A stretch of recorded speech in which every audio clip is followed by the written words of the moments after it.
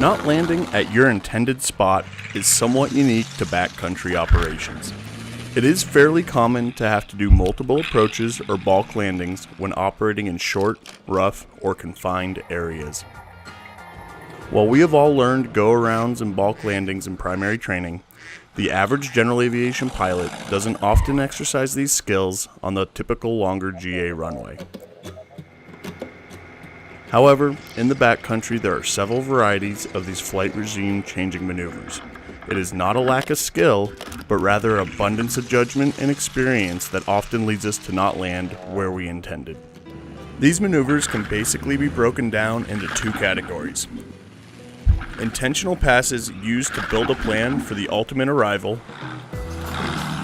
and the intended but unsuccessful approach and landing attempts that are the result of a changing environment, imprecise planning, or just a crappy landing. I am not ashamed to say that the marginalized environments that we operate in, I am frequently guilty of all the above. I believe being comfortable not landing at your intended spot and knowing when to call it is just as important as the skills laid out in our previous videos. I break these balked arrivals down into 4 different categories.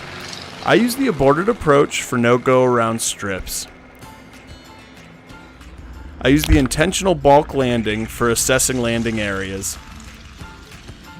A standard go-around is used for when things just aren't working out.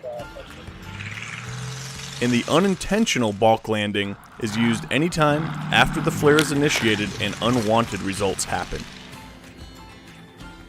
There are a few common traits to these 4 distinct different maneuvers. A high and mid-level reconnaissance has already been performed. Your surroundings at this point are well known, and there's a plan for each approach. The setups are identical to landing. We use the same configurations and attitudes. We don't stray from this, as it can be misleading when you actually set up to land. Very importantly, once the decision has been made to not land, I don't land. And similarly, once the decision has been made to abort, I never attempt to salvage the landing. Very importantly, the primary goal is to stabilize the aircraft after the abort and let it fly away. Don't force it up and into a stall. The aborted approach is used at no-go-around strips and locations. Like a decision altitude on an instrument approach, this is a point where a safe departure path is assured. These are more common in mountainous areas where geographic limitations may prevent a go-around at typical points on the approach. However, power lines and other obstacles can make these possible anywhere. What makes these different from a go-around or balk landing is that a safe abort point is fairly far away from the desired touchdown point. Furthermore, the departure path is often not straight out, but more of a quick course change or non-standard climb out. The procedure is performed by going from a low energy, high descent rate to a VX type climb in just a few seconds.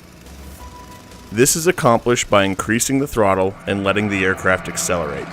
Only then, once you're stabilized, do you initiate a climb and reduce flaps. The intentional balk landing, or what we call the backcountry touch and go, is used for evaluating surface conditions and takeoff considerations. This is basically a standard touch and go with a few key differences. Set up like a normal landing, slow, steep, and stable. The flares should be normal. The only difference is the amount of weight you allow on the wheels. In a tail wheel, this means a wheelie rollout. In a trike, it would be keeping the nose off the ground. This allows you to sniff the surface conditions without committing your suspension to do its job. The slower you go, the more you feel the surface condition. Going around is easy from these configurations. Simply apply power and milk the plane into ground effect.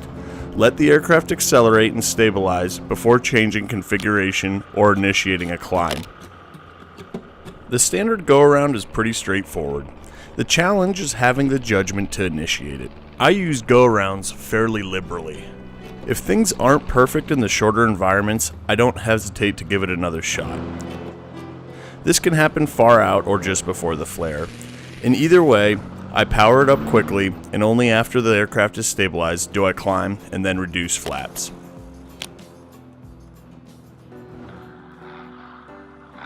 The unintended balk landing is basically anything after the flare is initiated. In our previous videos, we discussed how a flare is really just a matter of arresting your vertical energy. Once a flare is initiated, you're at a fairly critical state. If it isn't properly timed or you end up cattywampus for any reason, you must not hesitate to give it the onion. I stab the throttle and wait for the aircraft to build energy. Trying to stay in ground effect makes this much more efficient. Only after flying speed is assured do I transition to a climb configuration. It is important to note that in our high altitude environments, the mixture has to be set right to avoid hesitation. Having the judgment to exercise these maneuvers is paramount. The actual stick and rudder skill is relatively minimal comparatively, but being able to reverse your plane's flight regime is absolutely necessary when operating in the backcountry.